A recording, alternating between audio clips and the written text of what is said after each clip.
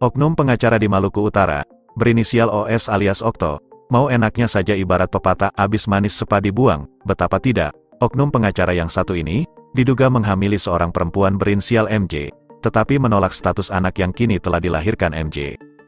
Tak terima dengan sikap OS alias Okto tersebut, MJ akhirnya laporkan ke Polres Ternate hingga mengadu ke Dewan Pimpinan Cabang, DPC Perhimpunan Advokat Indonesia, Peradi Ternate, sebagai upaya meminta tanggung jawab OS. Langkah hukum yang diambil MJ hingga pengaduan ke DPC Peradi Ternate, ternyata hanya untuk meminta kejelasan status hukum, terhadap anak hasil dari hubungan badan dengan OS yang telah berusia 4 bulan. Saya hanya menuntut status anak saja, karena secara finansial memang OS pernah bantu membiayai anak dari hubungan kami ini. Tapi saya minta itu status anak, supaya ada bapaknya, kata MJ didampingi penasehat hukumnya, Supriyadi Hamisi, Senin, tanggal 11 September tahun 2023.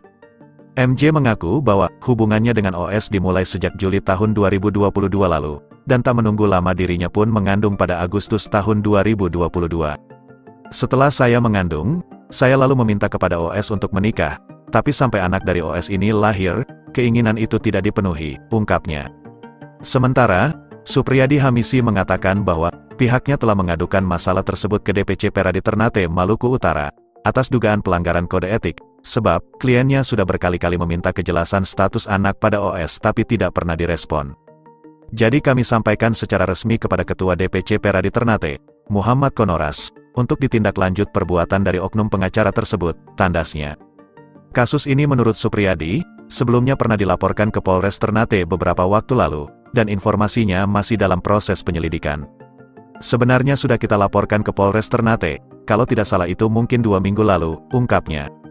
Sementara itu, Ketua Peradi Malut, Muhammad Konoras, menuturkan bahwa pihaknya akan segera kaji laporan tersebut, bahkan secepatnya akan melakukan pemanggilan terhadap oknum pengacara tersebut untuk dimintai klarifikasi. Masalah ini berkaitan dengan privasi, jadi nanti saya pelajari apakah itu masuk dalam pelanggaran profesi, sebagai seorang advokat atau tidak. Secepatnya saya akan pelajari laporan, dan mengundang yang bersangkutan sebagai bentuk tanggung jawab moral, tegasnya.